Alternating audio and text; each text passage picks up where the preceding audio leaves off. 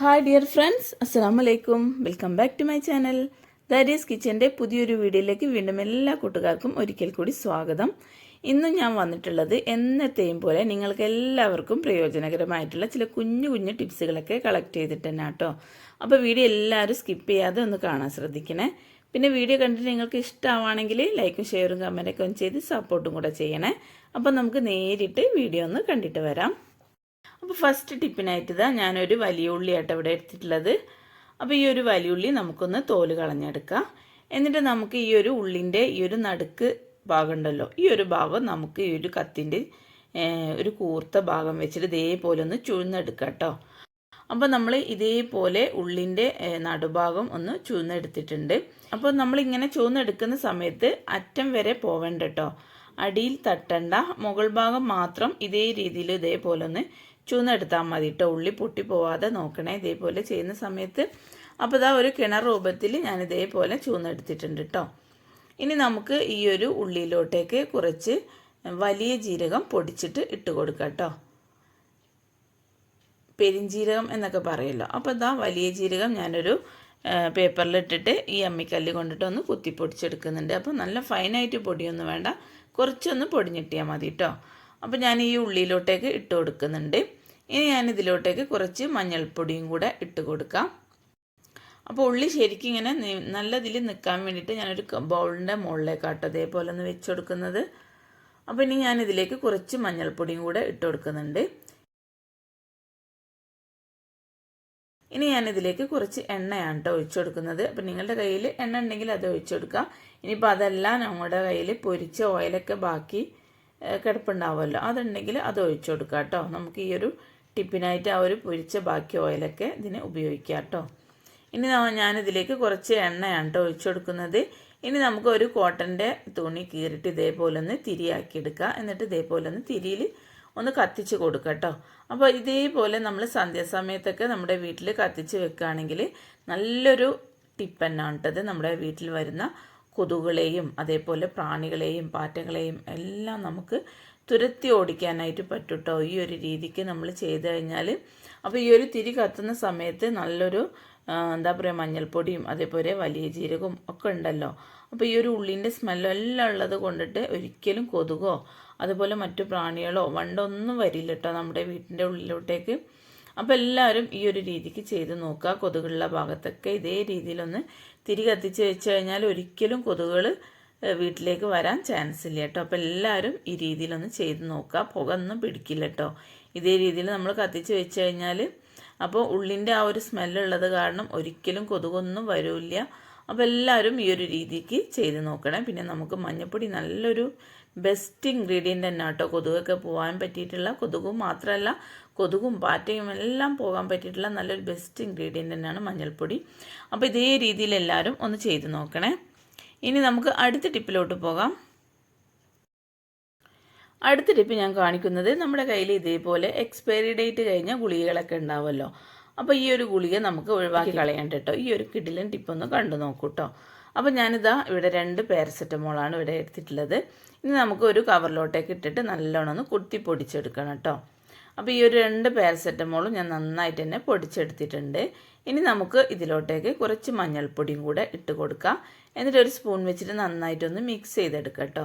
അപ്പോൾ ഈ ഒരു ഡേറ്റ് കഴിഞ്ഞിട്ടുള്ള ഈ ഒരു ഗുളികയും അതേപോലെ മഞ്ഞൾപ്പൊടിയും ഇട്ടിട്ട് നല്ലോണം സ്പൂൺ വെച്ചൊന്ന് ഇളക്കി മിക്സ് ചെയ്തെടുത്തിട്ടുണ്ട്.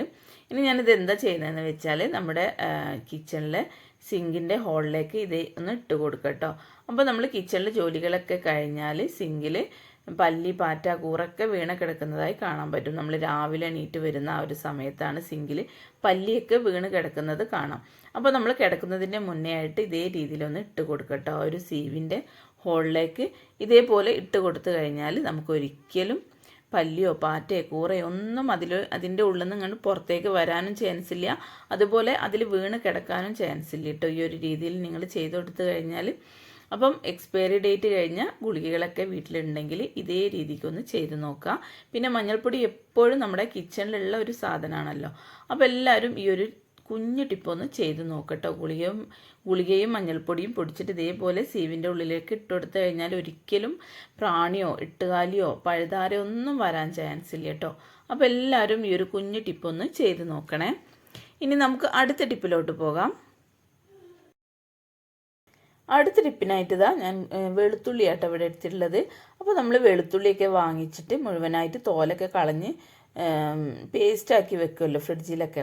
അങ്ങനെയൊക്കെ വെക്കുന്നവർക്കുള്ള നല്ല യൂസ്ഫുൾ ആയിട്ടുള്ള ടിപ്പ് തന്നെയാണ് കേട്ടത്. അപ്പോൾ നമ്മൾ വെളുത്തുള്ളി ഉരിക്കുന്ന സമയത്ത് ഇതേപോലെ ഒരു തുടം വെളുത്തുള്ളി എടുത്തിട്ട് ഇതേപോലെ ഒന്ന് അല്ലികളാക്കി എടുക്കുക കേട്ടോ. നമ്മൾ തോല് പൊളിക്കുന്നതിന് മുന്നേ ഇതേപോലെയാണല്ലോ ചെയ്തെടുക്കുക. അതിൻ്റെ മുകൾ ഭാഗവും താഴ്ഭാഗവും കട്ട് ചെയ്തിട്ട് ഇതേപോലെ ഒന്ന് വിടർത്തി എടുത്തിട്ടുണ്ട് കേട്ടോ, ഓരോ അല്ലികളാക്കിയിട്ട്. എന്നിട്ട് നമുക്ക് ഈ ഒരു ഉള്ളി എടുത്തിട്ട് നമുക്കതിൻ്റെ വാൽഭാഗവും തലഭാഗവും ഒന്ന് കട്ട് ചെയ്ത് കൊടുക്കുക. എന്നിട്ട് സെൻറ്ററിൽ ഇതേപോലെ ഒന്ന് വര ഇട്ട് കൊടുക്കുക കേട്ടോ. മുഴുവനായിട്ട് കട്ട് ചെയ്യണ്ട കേട്ടോ, ഒരു ചെറിയൊരു ലൈൻ ഇട്ട് കൊടുക്കുക. എന്നിട്ട് നമുക്ക് ഇതേപോലെ നഖം വെച്ചിട്ടൊന്ന് കട്ട് ചെയ്തെടുക്കുക കേട്ടോ. അപ്പോൾ ഇങ്ങനെ കട്ട് ചെയ്തെടുക്കുന്ന സമയത്ത് പെട്ടെന്ന് തന്നെ ആ ഒരു ഉള്ളിൻ്റെ തോല് പൊളിച്ചെടുക്കാനായിട്ട് പറ്റും കേട്ടോ നമുക്ക്. അപ്പം ഇതേ രീതിയിലൊന്ന് ചെയ്ത് നോക്കുക. ഈ ഒരു ഉള്ളി എടുത്തതിന് ശേഷം ഇതിൻ്റെ തലഭാഗം വാൽഭാഗം ഒന്ന് കട്ട് ചെയ്തെടുക്കുക. എന്നിട്ട് സെൻറ്ററിൽ ഇതേപോലെ ഒരു വരയിട്ട് കൊടുക്കുക കേട്ടോ. അങ്ങനെ വരയിട്ടതിന് ശേഷം നമുക്ക് ഇതേപോലെ ഒന്ന് കൈ കൊണ്ടിട്ടൊന്ന് വലിച്ചെടുക്കുമ്പോഴേക്കും ആ ഒരു തോല് മുഴുവനായിട്ട് നമുക്ക് ആ ഒരു ഉള്ളിയിൽ നിന്നും എടുക്കാനായിട്ട് പറ്റും കേട്ടോ. അപ്പോൾ എല്ലാവരും ഈ ഒരു കുഞ്ഞു ടിപ്പൊന്ന് ചെയ്ത് നോക്കുക. വളരെ പെട്ടെന്ന് സിമ്പിളായിട്ട് നമുക്ക് ഈ ഒരു ഉള്ളിൻ്റെ തോല് കളഞ്ഞെടുക്കാനായിട്ട് പറ്റും കേട്ടോ, ഈ രീതിയിലൊന്ന് ചെയ്ത് കഴിഞ്ഞാൽ. അപ്പോൾ എത്ര കിലോ വെളുത്തുള്ളി ഉണ്ടെങ്കിലും നമുക്ക് സിമ്പിളായിട്ട് നമുക്ക് തോല് പൊളിച്ചെടുക്കാനായിട്ട് പറ്റും. അപ്പോൾ എല്ലാവരും ഈ ഒരു രീതിക്കൊന്ന് ചെയ്ത് നോക്കണേ. ഇനി നമുക്ക് അടുത്ത ടിപ്പിലോട്ട് പോകാം. അടുത്ത ടിപ്പ് ഞാൻ കാണിക്കുന്നത്, നമ്മൾ ഇതേപോലെ പശയൊക്കെ ഉപയോഗിക്കുന്നവരാണെങ്കിൽ നമ്മുടെ കയ്യിൽ ഒട്ടിപ്പോയാൽ നമുക്ക് പെട്ടെന്ന് തന്നെ ആ ഒരു പശ വിട്ട് കിട്ടാൻ വേണ്ടിയിട്ടുള്ള ഒരു കിടിലൻ ടിപ്പ് തന്നെയാണ് കേട്ടത്. അപ്പോൾ നമ്മൾ ഇതേപോലെ ഗ്ലൂ ഗണ്ണും അതേപോലെ ഫെവിക്വിക്കൊക്കെ ഉപയോഗിക്കുന്നവരാണെങ്കിൽ നല്ല വീര്യം കൂടിയ പശയൊക്കെ ആകുമ്പം നമ്മുടെ കയ്യിൽ ഇങ്ങനെ ഒട്ടിപ്പോവും. അപ്പോൾ പെട്ടെന്ന് നമുക്ക് പറിച്ചെടുക്കാനൊക്കെ പ്രയാസമായിരിക്കും, നമുക്ക് തോലൊക്കെ പൊളിഞ്ഞു പോവും. അപ്പോൾ നമുക്കത് പെട്ടെന്ന് തന്നെ പറിച്ചെടുക്കാൻ വേണ്ടിയിട്ടുള്ള ഒരു കിടിലൻ ടിപ്പ് തന്നെയാണ് കേട്ടത്. അപ്പോൾ അതാ ഞാൻ കുറച്ച് ഫെവിക്വിക്ക് ഇതാ കയ്യിൽ ഒട്ടിയിട്ടുണ്ട് കേട്ടോ. ഇനി നമുക്കിത് സിമ്പിളായിട്ട് എങ്ങനെ പറിച്ചെടുക്കാൻ നോക്കാം. അപ്പോൾ അതിനായിട്ട് ഇതാ ഞാനൊരു കപ്പിലേക്ക് കുറച്ച് വെള്ളമാട്ടോ എടുത്തിട്ടുള്ളത്. പിന്നെ ഒരു കപ്പിൽ കുറച്ച് ഉപ്പും കൂടെ എടുത്തിട്ടുണ്ട്.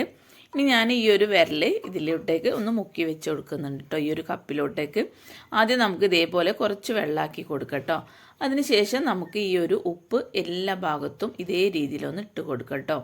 എവിടെയാണോ നമുക്ക് പശ ആയിട്ട് നമ്മുടെ വിരൽ ഒട്ടിയിട്ടുള്ളത് ആ ഒരു ഭാഗത്ത് ഇതേപോലെ ഉപ്പ് തേച്ച് കൊടുക്കുക കേട്ടോ. അതിനുശേഷം ഒന്നും കൂടെ ഈ ഒരു വെള്ളത്തിലോട്ടേക്ക് ഇതേപോലെ നമ്മുടെ വിരലൊന്ന് ഇറക്കി വെച്ച് കൊടുക്കാം. എന്നിട്ട് നമുക്ക് വീണ്ടും അതേ രീതിയിലൊന്ന് ആദ്യം ചെയ്ത രീതിയിലൊന്ന് ചെയ്ത് നോക്കാം കേട്ടോ. ഒന്നും കൂടെ നമുക്ക് ഉപ്പ് തേച്ച് കൊടുക്കാം.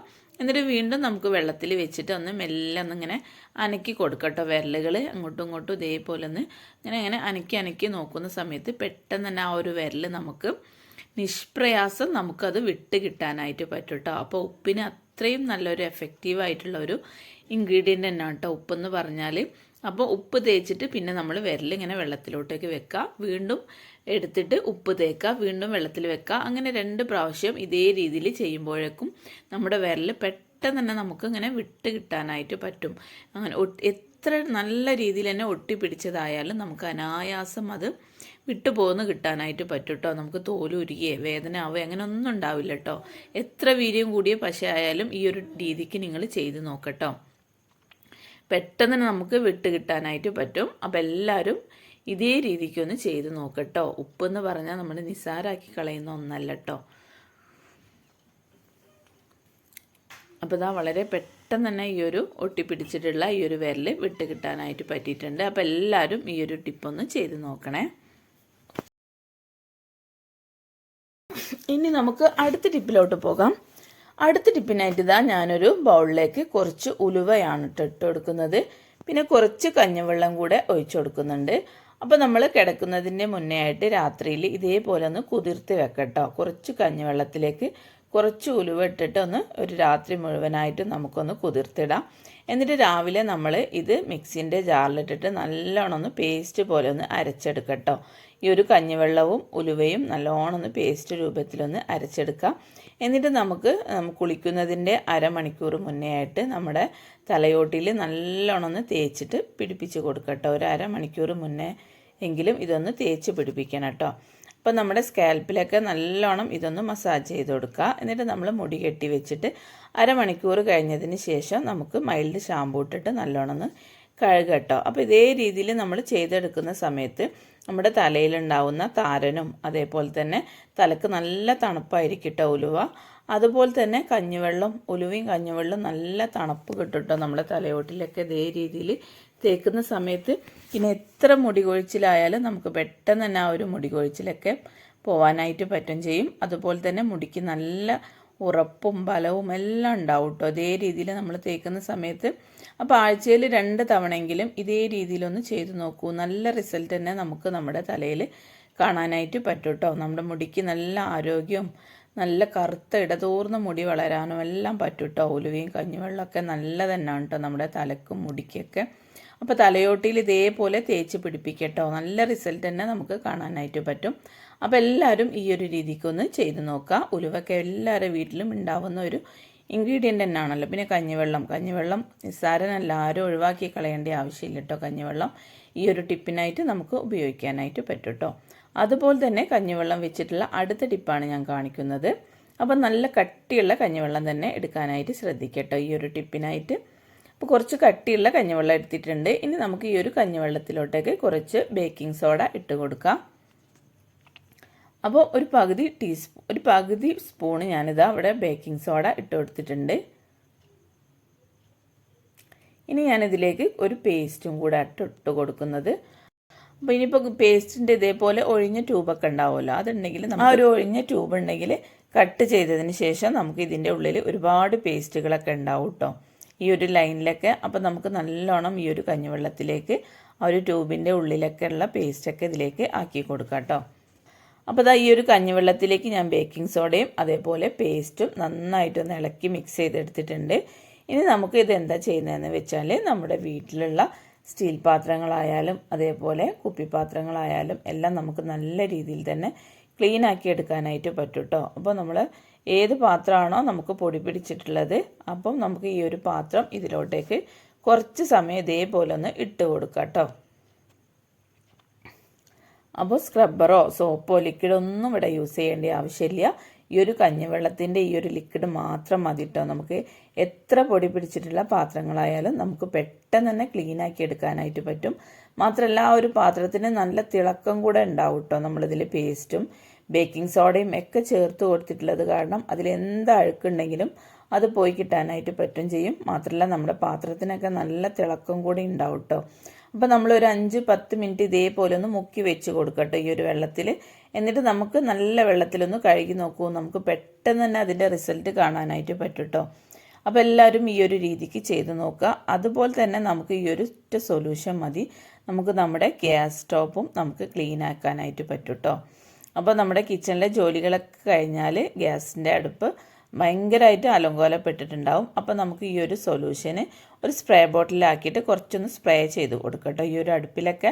എന്നിട്ട് നമുക്കൊരു കോട്ടൻ്റെ തുണി വെച്ചിട്ട് നല്ലോണം ഒന്ന് തുടച്ചെടുക്കുന്ന സമയത്ത് നല്ല രീതിയിൽ തന്നെ അതിൻ്റെ മുകളിലുള്ള അഴുക്കും മെഴുക്കും എല്ലാം പോയിട്ട് ക്ലീൻ ആയി കിട്ടാനായിട്ട് പറ്റും.